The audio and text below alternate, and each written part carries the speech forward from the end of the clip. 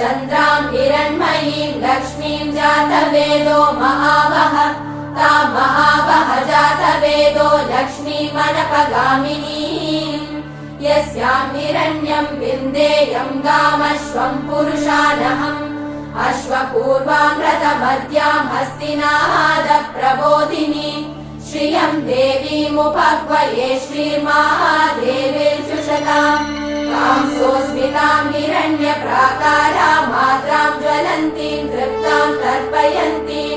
पद्मे स्थितां पद्मवर्णां तामिहोपह्वये श्रियम् चन्द्रां प्रभासां यशसा ज्वलन्तीं श्रियं लोके देवचुष्टामुदारां तां पद्मिनीमीं शरणमहम्